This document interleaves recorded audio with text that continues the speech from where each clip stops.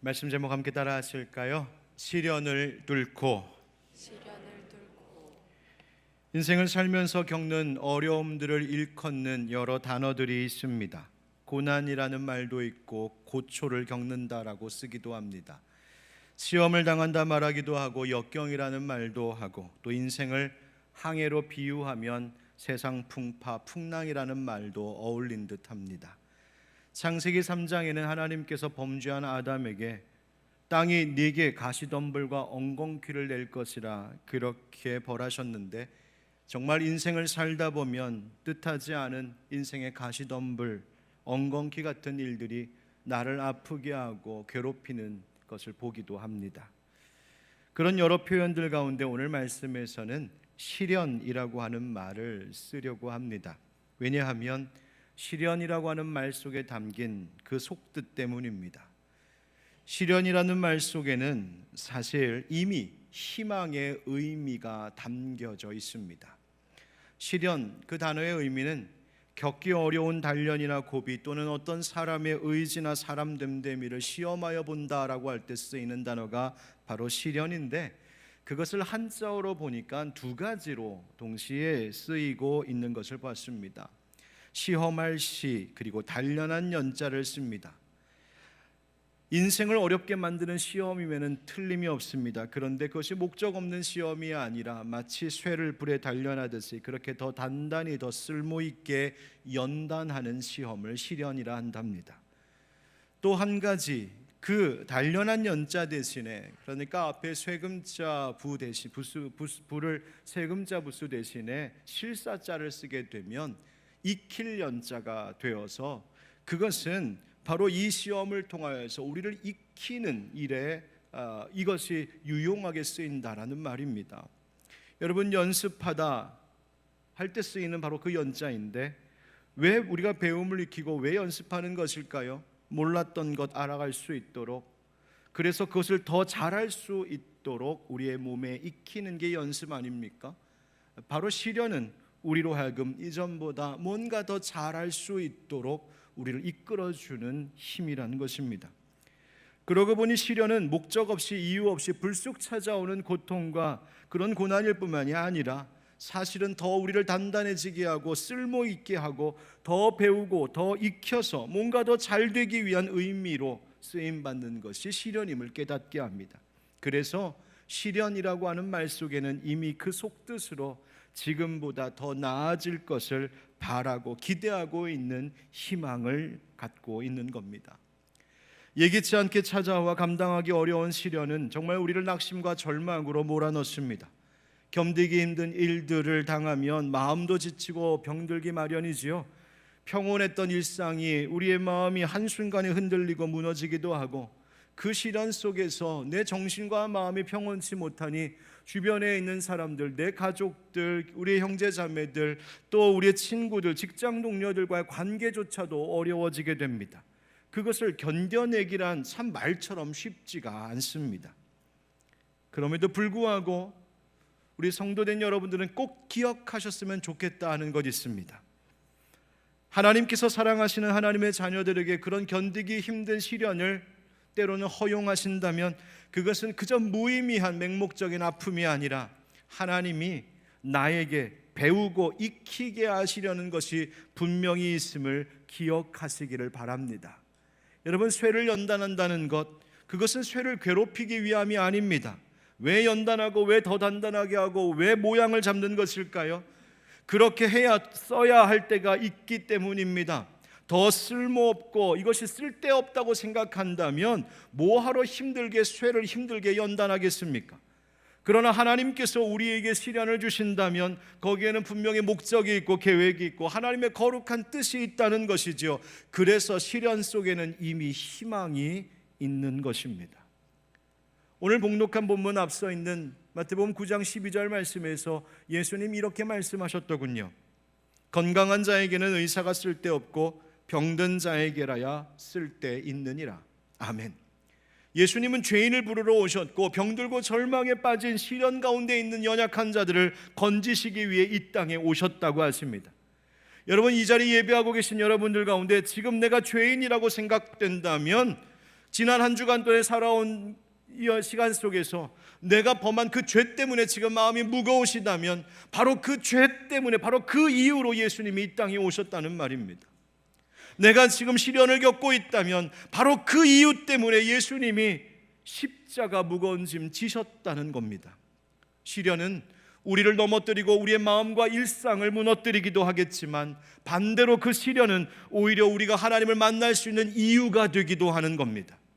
예수님께로 우리를 몰고 가는 막대기 같이 됩니다. 마치 흩어져 있던 양들을 우리 안으로 몰고 가는 목자의 막대기처럼 우리를 예수 그리스도라고 하는 울타리, 그 피난처 안으로 몰고 가기 위한 하나님이 쓰시는 막대기와 같은 것, 그것이 시련이기도 합니다.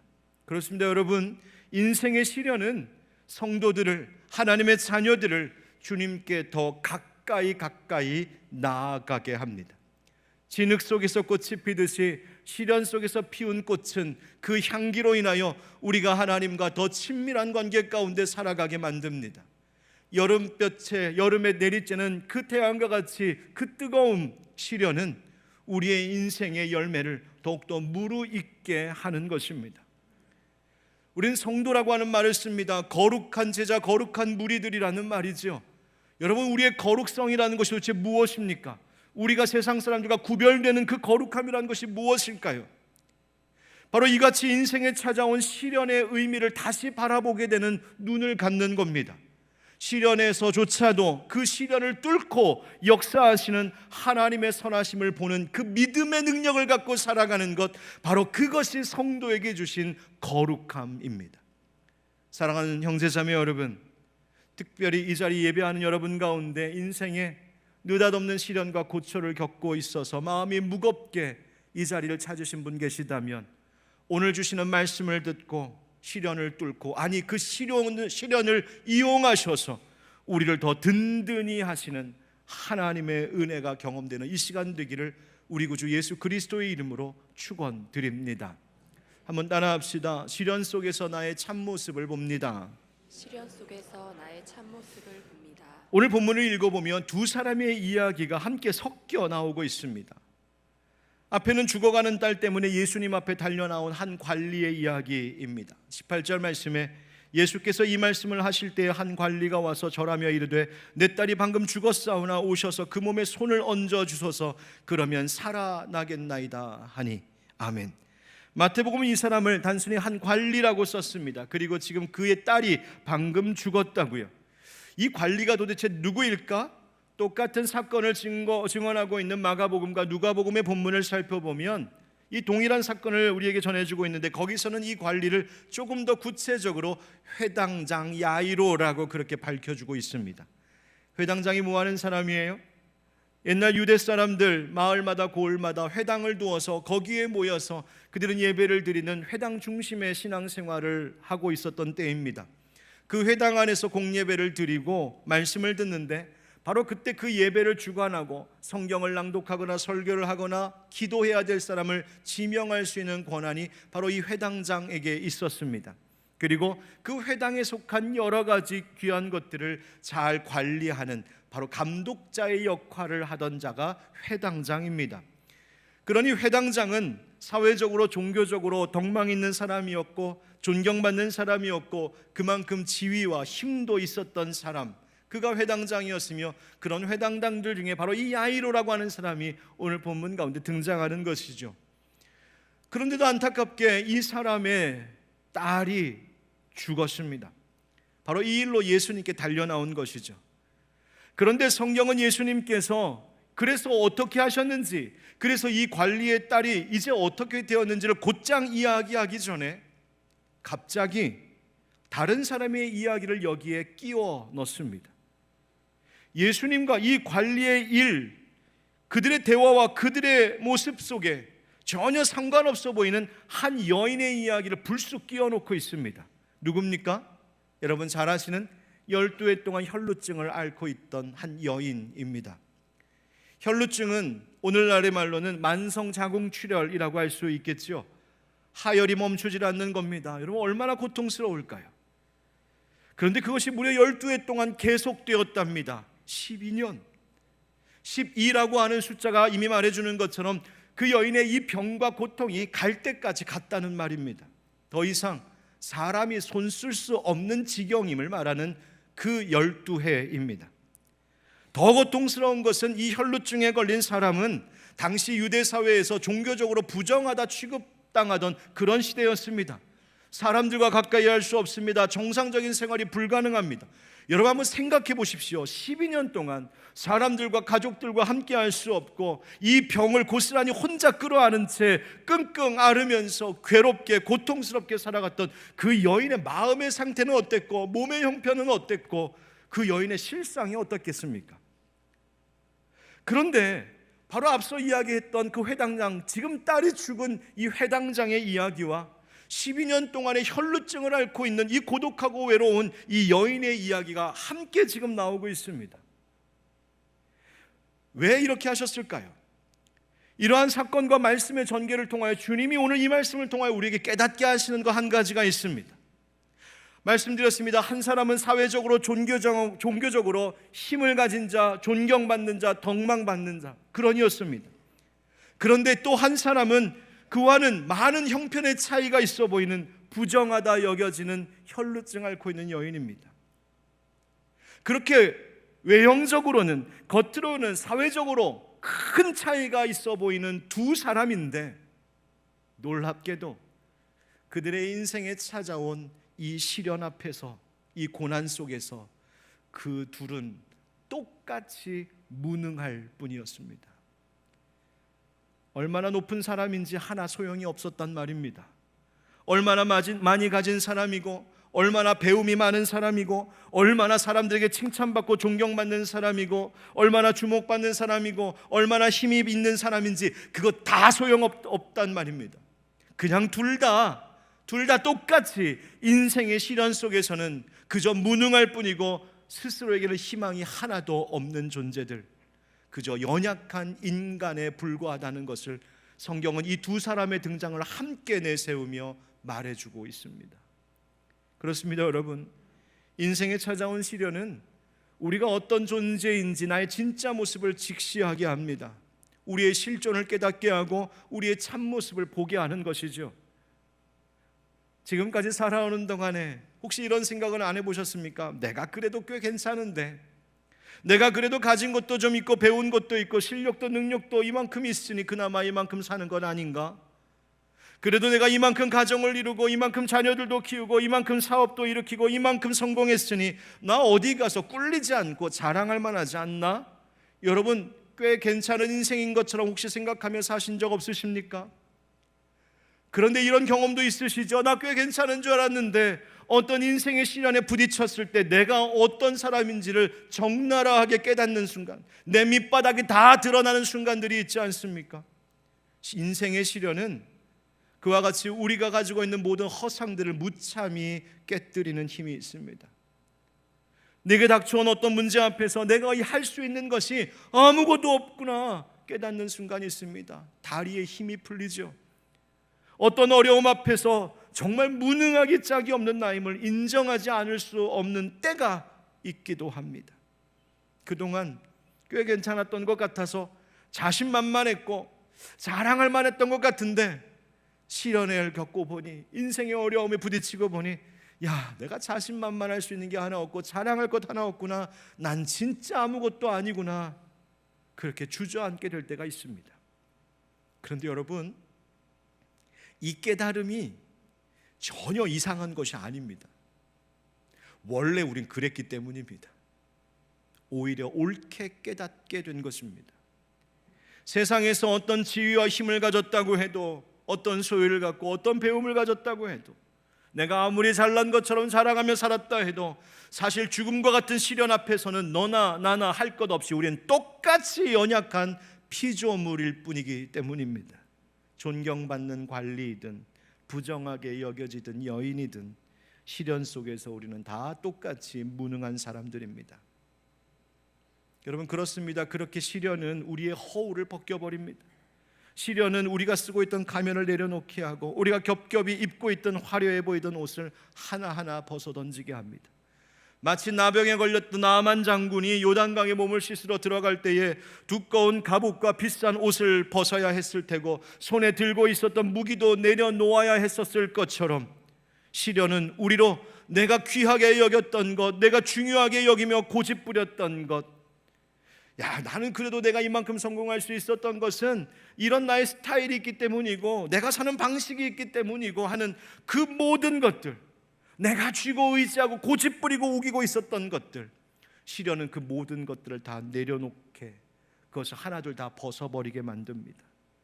그리고 그 시련은 하나님 앞에서 그리고 사람들 앞에서 나를 한없이 낮추어 겸손하게 만듭니다. 웨스트민스터 신앙 고백 가운데에 인간의 타락과 죄와 형벌에 대하여 가르침을 주는 것 가운데 그 2항과 6항에 이런 이야기가 있습니다. 죄로 말미암아 그들은 본래 가졌던 의와 하나님과 가졌던 교제에서 떨어지고 말았습니다. 그 결과 죄로 말미암아 죽게 되었을 뿐만 아니라 영혼과 육체의 모든 기능과 부분이 전적으로 더럽게 되고 말았습니다. 이것이 우리의 모습이랍니다. 여기서 주목할 단어는 전적으로라는 말입니다. 전적으로. 우리는 전적으로 무능하답니다. 우리는 전적으로 타락했답니다. 아니, 조금이라도 희망이 있고 조금이라도 비비고 기댈 때가 있다면 모를까, 우리는 모든 부분, 영적으로도 육적으로도 모든 부분에 있어서 전적으로 타락한 죄인이 바로 우리라고요. 소망 없다는 얘기입니다. 이런 말도 있습니다. 그 죄값으로 말미암아 죄인은 하나님의 진노와 그 율법의 저주에 매여 있습니다.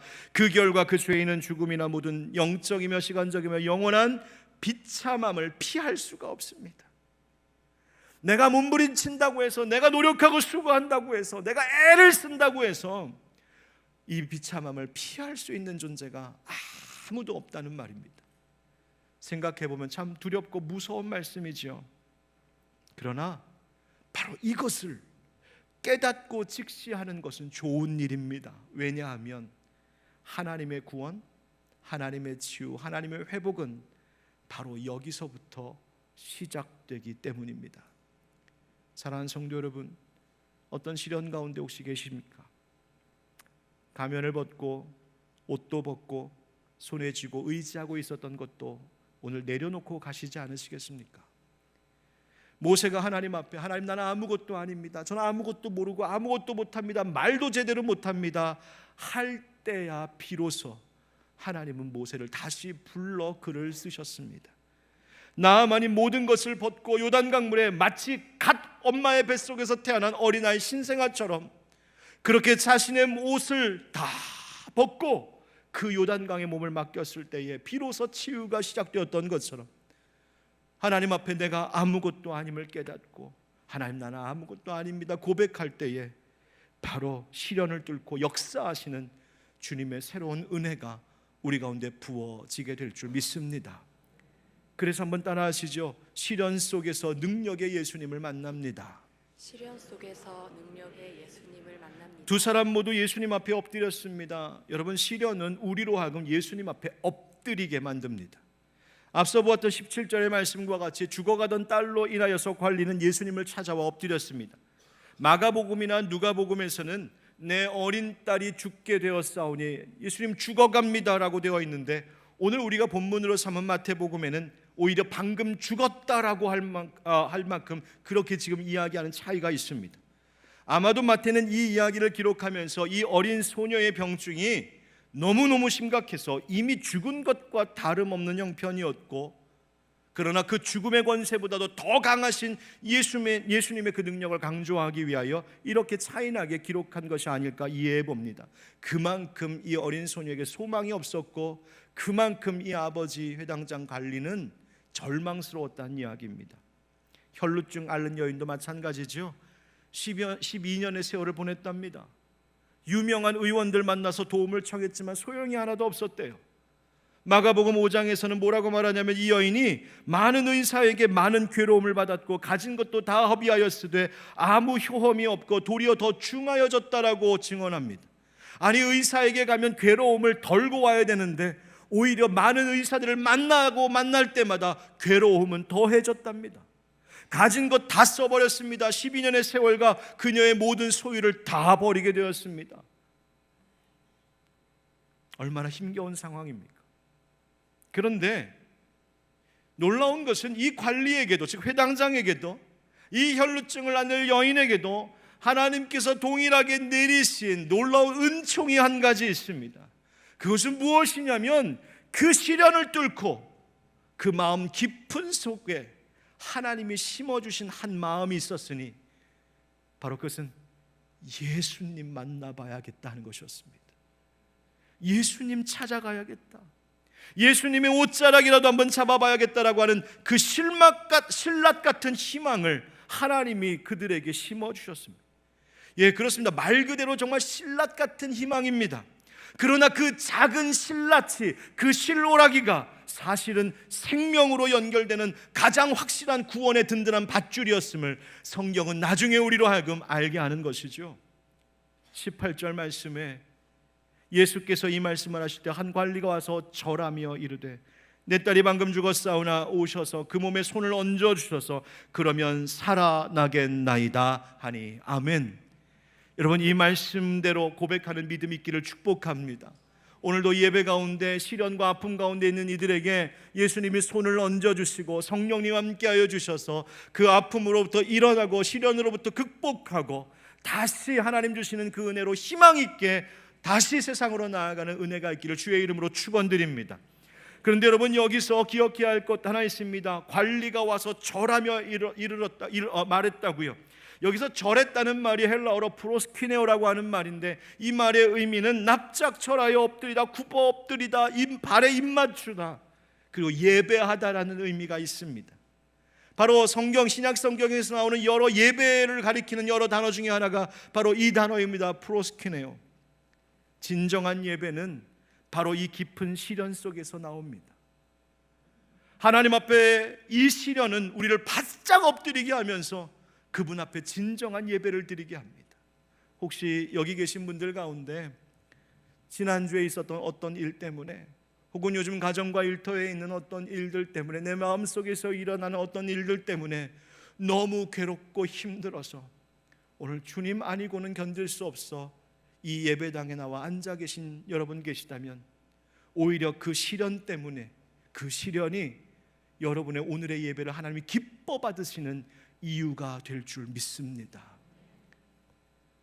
21절 말씀해 보니까 여인에게도 이 마음이 있었습니다. 이는 제 마음에 그 겉옷만 만져도 구원을 받겠다 함이라. 그때 예수님이 이것을 분명히 믿음이라고 하십니다. 예수께서 돌이켜 그를 보시며 이르시되 딸아 안심하라, 내 믿음이 너를 구원하였다 하시니 여자가 그 즉시 구원을 받으니라. 아멘. 여러분, 두 사람에게 시련은 견디기 힘든 고통이었지만 이 일로 인하여 그들은 믿음을 갖게 되었고 이 시련의 일 때문에 능력의 예수님을 만났습니다.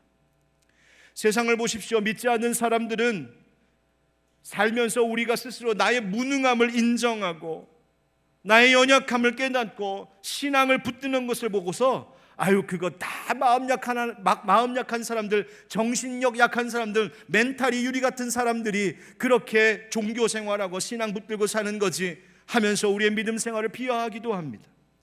심지어 그리스도인들 스스로조차도 정말 이렇게 믿음으로 살다 보면 그 끝에 좋은 일이 있을까 영 불안하고 변하지 않는 삶의 상황 속에서 의구심을 품고 하나님을 향한 믿음의 길과 세상 사이에서 갈팡질팡하기도 합니다.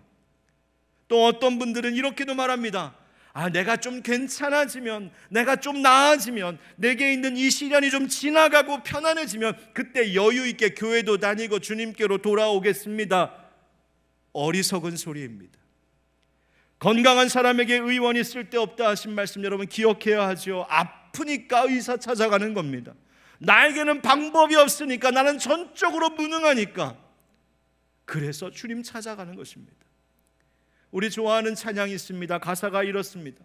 나는 아무것도 아닙니다. 주님의 사랑이 없으면. 나는 아무것도 모릅니다. 주님의 지혜가 없으면. 나는 아무것도 못합니다. 주님 능력 없으면. 나는 한순간도 못 삽니다. 주님의 생명이 없으면.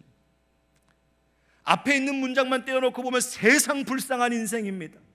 아무것도 아니랍니다. 아무것도 모른답니다. 아무것도 못하고 한순간도 못 산답니다. 진짜 불쌍한 인생, 가련한 인생이지요. 그러나 사실 더 괴로운 건 뭔지 아십니까? 아무것도 아닌데 뭔가 된 것처럼 살아가는 것입니다. 아무것도 아닌데 내가 뭔가 대단한 사람인 척 살고, 아무것도 모르는데 다 아는 척 살고, 아무것도 못하는 인생인데 뭐든지 다 할 수 있는 척하며 사는 것, 괴롭고 불안하고 불쌍한 인생입니다. 여러분, 지혜는, 구원은 오히려 이 앞에 있는 문장, 바로 이 모습들이 나임을 정직하게 고백하는 것입니다.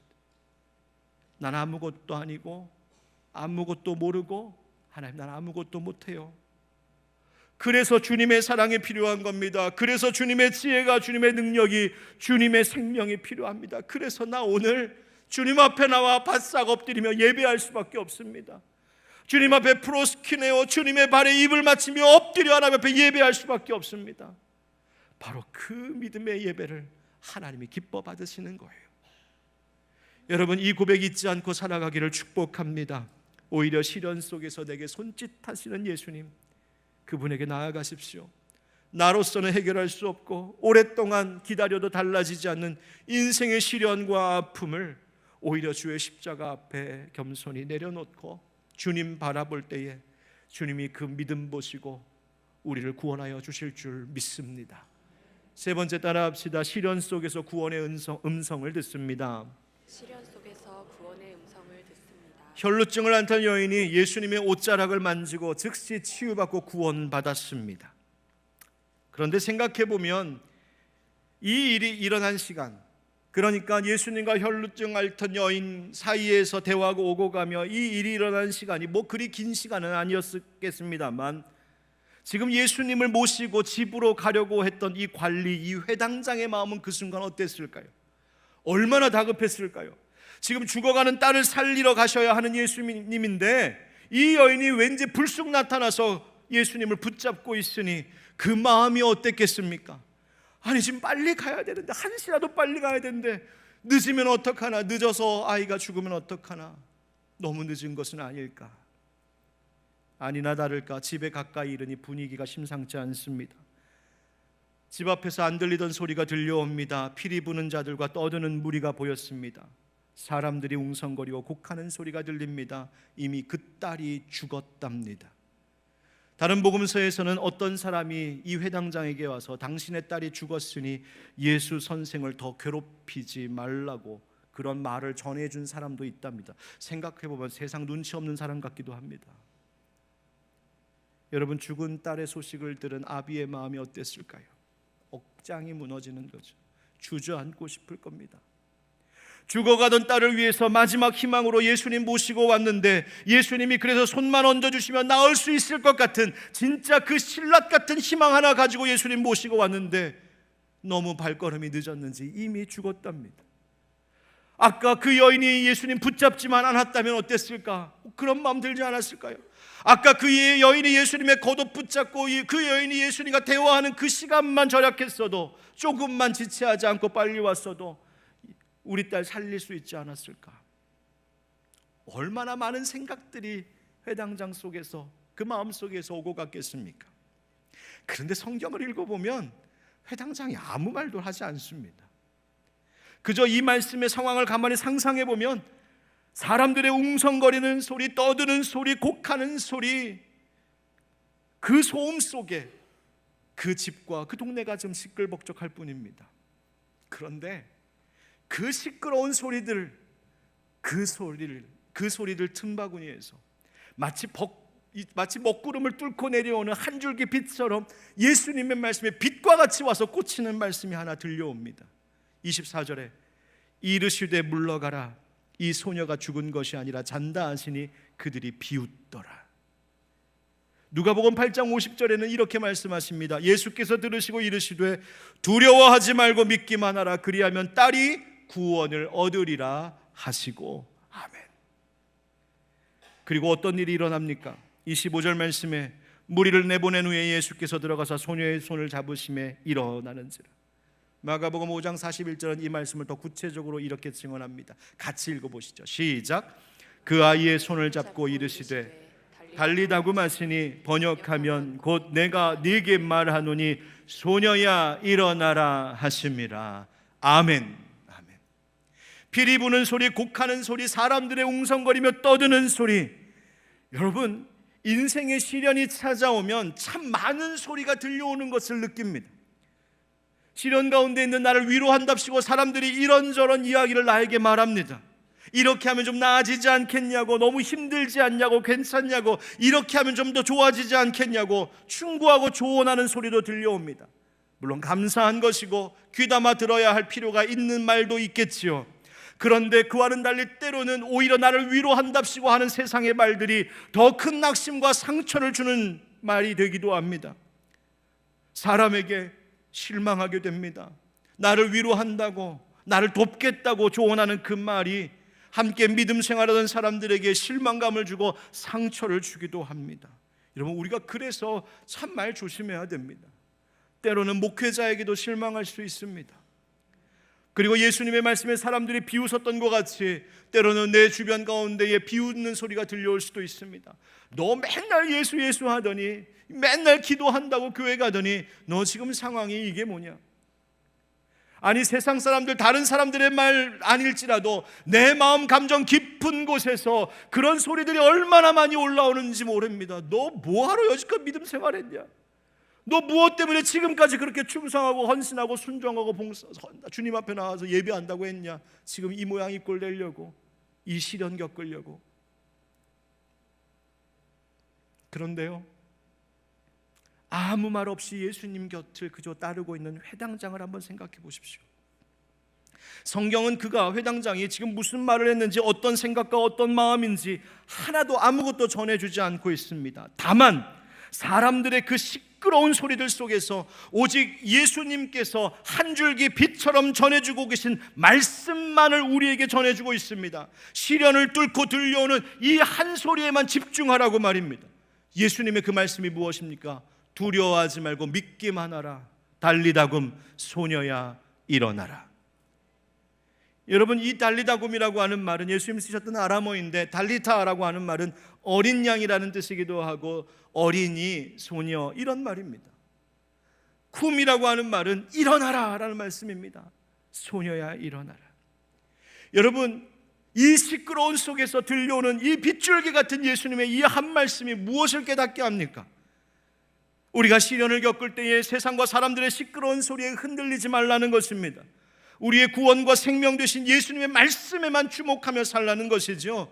우리의 형편이 비록 지금 병들어 죽어가는 소녀 같을지라도, 마치 짐승에 물려 병들어 쓰러져 죽어가는 어린 양 같은 우리의 연약함일지라도, 그 시련 속에서, 먹구름 같은 세상의 소음들 속에서, 그러나 그것 때문에 흔들리지 말고 두려워하지 말고 잠잠히 주님 내게 주시는 말씀만 들으며 살라는 것입니다. 예수 구원의 음성 들을 때에 다시 일어설 수 있기 때문입니다. 우리가 이번 금요 집회 때마다 성령 충만에 대한 이야기를 계속하고 있습니다. 도대체 성령의 충만함, 성령의 사람이라는 것이 무엇일까요? 오늘 말씀과 함께 생각해 보면 성령 충만한 사람이란 세상의 수많은 시끄러운 소리보다, 많은 사람들의 이야기보다, 심지어 내 깊은 감정, 내 속에서 일어나는 내 자아의 소리보다 세미하게 들려오시는 주님의 음성에 귀를 기울이며 사는 사람들이에요. 내 마음 깊은 곳에 감정의 소용돌이 속에서도 오늘 나에게 주시는 그 말씀, 두려워하지 말고 믿기만 해. 달리다굼 소녀야 일어나라. 내게 주시는 그 구원의 음성 붙들고 사는 것이죠. 견디기 힘든 시련의 날들, 아침에 눈을 뜨면 오늘 하루 어떻게 버티며 사는가, 아침에 눈뜨기조차 두려운 인생들이, 그러나 그날 아침 동이 터오는과 같이 나에게 주신 그 한 말씀, 나에게 주신 그 한 구절의 말씀을 소중하게 붙잡고, 하나님, 나 이 말씀 때문에 오늘 하루 견디며 삽니다, 이 말씀 때문에 오늘도 버티며 삽니다 하는 바로 그 사람들, 바로 그 사람들이 성령의 사람인 줄 믿습니다. 한 가지 이야기로 마치겠습니다. 얼마 전에 우리 교회 카페 앞에 화단과 데크를 새롭게 공사하는 일이 있었습니다. 그 앞에 예쁜 꽃들이 심겨져 있는 화단, 우리 교인들만 사랑하는 게 아니라 동네 분들도 참 좋아하셔갖고 거기다 꽃 심어놓으면 얼마나 그 꽃을 좋아하시는지 집에 퍼 가시는 분도 계세요. 그런데 앞에 이제 공사를 해야 되니까 불가피하게 그 화단을 다시 부수고 다시 만들어야 됐습니다. 심겨져 있는 다른 꽃들이야 그냥 걷어내서 다르게 심어놨다가 다시 옮겨 심으면 되는데, 조금 문제가 되는 것이 뭐였냐면 우리 봉사자들이 되게 아끼는 게 하나 있었는데, 그게 뭐냐면 담쟁이 넝쿨입니다. 몇 년 전에 담쟁이 넝쿨을 심어놓고 예쁘게 올라가서 여름이 되면 푸르게 잎이 퍼지고 가을이 되면 붉게 물들어서 이 벽돌의 그 멋스러움을 더하는 담쟁이 넝쿨인데, 이걸 어떻게 옮겨 심을 수가 없잖아요. 그래서 화단을 부수고 큰 부대에다가 그 뿌리와 흙을 잘 이렇게 담아가지고 거의 매달아 놨습니다. 그리고 거기다 물을 주면서 한 주, 두 주, 석 주 계속 돌보았어요. 얘가 살까 죽을까. 공사를 마치고 카페 화단을 다시 만들고 거기다가 잘 심어두었습니다. 간절히 기다렸는데 아마 우리 봉사자들의 정성을 알았는지 이 담쟁이 넝쿨들이 그 옮겨진 상황, 그 몇 주간을 잘 버텨내고 때가 되니까 막 잎이 푸르게 솟아오르는 거 보고서 야, 신기하다 그랬습니다. 감사하다. 그런데 오늘 제가 가만히 그 담쟁이 넝쿨을 보니까 저 한쪽 구석에 한 가지가 삐쭉 나와 있는데 얘는 잎이 자라질 않는 겁니다. 얘 죽었나 보다. 얘는 그냥 말라서 못 견디고 죽었나 보다 싶었습니다. 그런데 마음에 좀 더 기다려볼까? 혹시 잎이 나진 않았을까 싶어갖고 기다려봤습니다. 한 주, 두 주, 석 주, 한 달.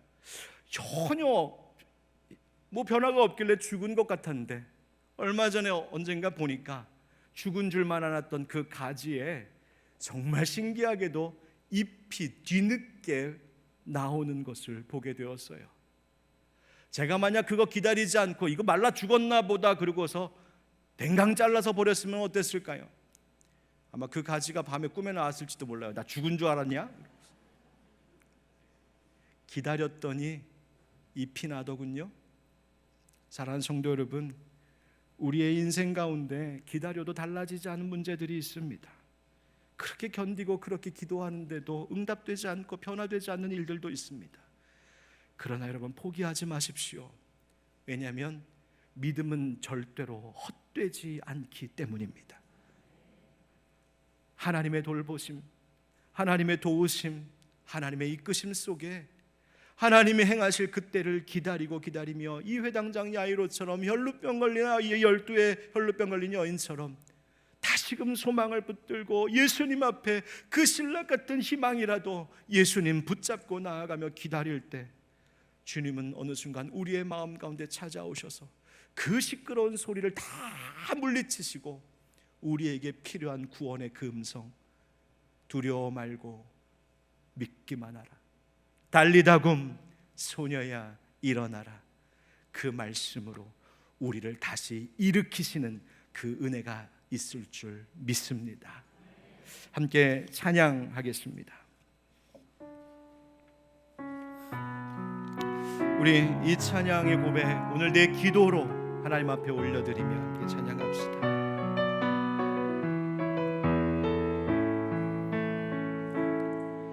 내게 허락하신 시련을 통해 나의 믿음 더욱 강하게 자라나고 험한 산과 골짜기 지나는 동안 주께 더 가까이 나를 이끄시네. 내가 겪는 시험이 어렵고 힘겨워도 내 주님보다 크지 않네.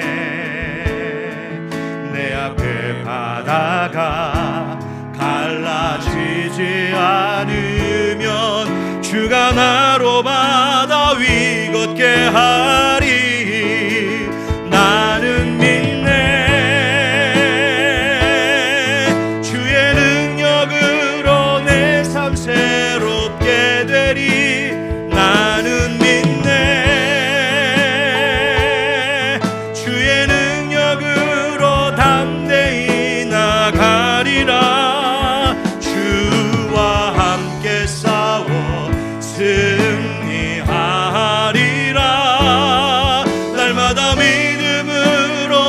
살아. 나는 믿네, 나는 믿네. 주의 능력으로 내 삶 새롭게 되리. 나는 믿네, 주의 능력으로 담대히 나가리라. 주와 함께 싸워 승리하리라. 날마다 믿음으로 나 살아가리. 기도합시다. 여러분, 혹시 어떤 시련을 겪고 계신 분들 계십니까? 견디기 어렵고 감당하기 어려운 시련 속에 마치 죽어가는 소녀와 같이 그렇게 낙심하고 절망 가운데 계신 분 계십니까? 그렇게 오랫동안 기도하고 기다렸는데도 변화되지 않고 달라지지 않아서 주저앉고 싶은 분은 없으십니까? 여러분, 오늘 말씀을 기억합시다. 시련을 통하여서 우리의 무능하고 무력한, 우리의 참 연약한 모습, 그것을 온전히 인정하고 하나님 앞에 자백하는 정직한 마음 갖기를 간절히 바랍니다. 바로 그때의 시련은 우리로 능력의 예수님을 바라보게 하고 구원의 음성을 듣게 합니다. 오늘 이 말씀 붙들고 주님, 시련 속에서도 포기하지 않는 믿음 갖게 하여 주시옵소서. 주님의 옷자락 붙드는 믿음 갖게 하여 주시옵소서. 우리 함께 간절한 마음으로 주님 한번 부르고 기도하겠습니다. 주여, 하나님 아버지 간절히 구하고 원합니다.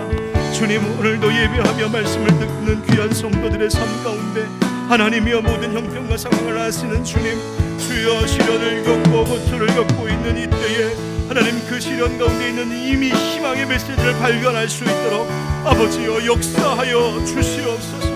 하나님, 어렵고 힘든 삶의 문제들을 주님 앞에 내려놓을 때에 우리의 정직한 영을 새롭게 하여 주시옵소서. 우리의 무력함과 무능함을 고백하게 하여 주시옵소서. 하나님, 그저 주님 손 붙잡고 주님 은사하며 내게 들려주시는 그 음성을 들으며 나아갈 수 있도록 하나님, 우리와 함께하여 주옵소서. 시련을 두고 역사하신 주님 보게 하여 주옵소서. 사랑하는 주님, 인생에 원치 않는 시련 앞에서 주저앉고 싶고 낙심하고 절망하게 되는 일이 많은 연약한 우리들입니다. 아무것도 할 수 없고 아무것도 모르고 아무 지혜도 없어서 그렇게 나의 무능함 때문에 주저앉고 싶을 때도 있습니다. 그러나 주님, 그때부터 다시 시작하시는 주님이심을 믿습니다. 우리로 하여금 그 시련 속에서 그 시련을 뚫고 예수님 만나는 역사가 있게 하여 주옵소서. 시련을 뚫고 우리 가운데 임하시는 주의 능력을 보게 하여 주시옵소서. 하나님, 그 시련을 통하여 오히려 먹구름 같은 세상의 헛된 소리들에 흔들리지 아니하고 한 줄기 빛과 같이 우리에게 말씀하시는 주님의 음성을 날마다 붙들고 나아가 달리다고 말씀하시는 주님의 음성으로 승리케 하여 주시옵소서. 오늘 예배하는 성도들 가운데 특별히 인생에 너무나 큰 어려움을 겪고 있는 이들이 있다면 주님, 그 소녀에게 찾아가 주셨던 예수님, 오늘 이 거룩한 주일에 그리고 내일 하루를 또 시작할 때마다 주님, 저들에게 찾아가 주셔서 말씀하여 주시고 위로하여 주시고 그 손 붙잡아 이 시련을 잘 이겨 오히려 이전보다 더 굳건한 믿음으로 서는 자들이 되게 하여 주시옵소서. 예수 그리스도의 이름으로 간절히 기도하옵나이다. 아멘. 이제는 우리 주 예수 그리스도의 은혜와 하나님 아버지 크신 사랑과 성령의 교통하심과 역사하심이 인생의 시련을 뚫고 우리에게 역사하시는 주님만 바라봅니다. 시련을 뚫고 믿음으로 주 앞에 나아가겠습니다. 다짐하는 모든 성도들 가운데 속한 가정과 교회 그리고 모든 이 땅의 민족과 이 나라 열방 가운데 영원까지 함께 하시기를 간절히 축원하옵나이다. 아멘.